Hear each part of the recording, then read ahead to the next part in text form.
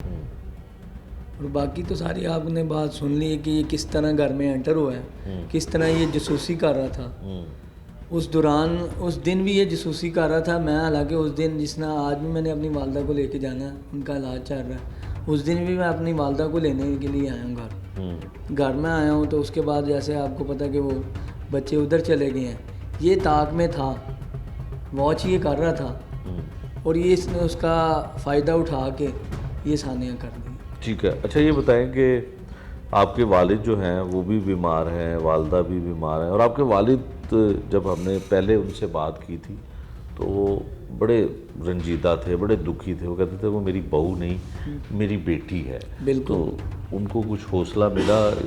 تو کہتے تھے میں نے تو اللہ پہ چھوڑ دیا. آپ نے اس دن بھی ان کے جذبات دیکھے تھے.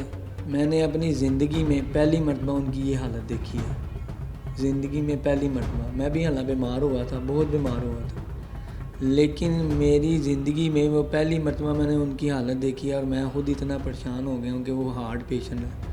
والدہ میری بیمار ہے، دونوں ایجڈ ہیں، بچے چھوٹے ہیں.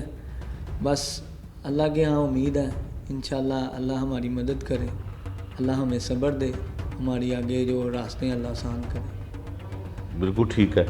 کچھ اور کہنا چاہتے ہیں حکومت اور حکومت میں بیٹھے ہوئے لوگوں کو؟ آپ بتاتے تھے کہ آپ کے حکمران جماعت کے ساتھ بھی بڑے اچھے تعلقات رہے ہیں، جو چیف منسٹر صاحب ہیں وہ آپ کے اس علاقے میں بھی، آپ کے گھر میں بھی آتی رہی. ہاں جی، اس علاقے میں وہ جب بھی آئی ہیں، اس حلقے میں، یہ ان کی والدہ کا بھی والد کا بھی حلقہ رہا ہے، جب بھی آئے ہیں تو ہمارے گھر آئی ہیں.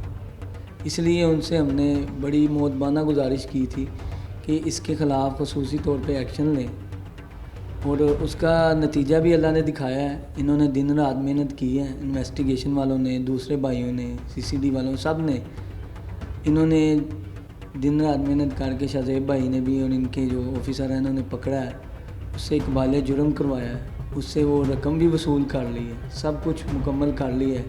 یہ انہوں نے کر کے دکھایا ہے. ہم ان کے بھی شکر گزار ہیں. اللہ ان کو ترقی دے، اللہ ان کے لیے آسانی کرے. اور ہماری درخواست یہی ہے کہ اس کا جو ہے وہ حال اب CM پنجاب کو چاہیے کہ وہ اس کا آگے پروسیجر مکمل کرے. اس قتل کیس کے تمام پہلو ہم نے آپ کے سامنے رکھے. پولیس کی انویسٹیگیشن، ملزم کا اعترافی بیان، مقتولہ کے والد اور بھائی کی فریاد اور ماہر نفسیات کی رائے، سب نے یہ واضح کر دیا کہ یہ جرم صرف لالچ کا نہیں بلکہ انسانی ضمیر کی شکست کا نتیجہ ہے. 4 معصوم بچوں کی ماں کو بے دردی سے قتل کر دیا گیا، ایک شوہر اپنی شریک حیات سے محروم ہوا، اور ایک خاندان اپنی بیٹی اور بہن کے غم میں ڈوب گیا.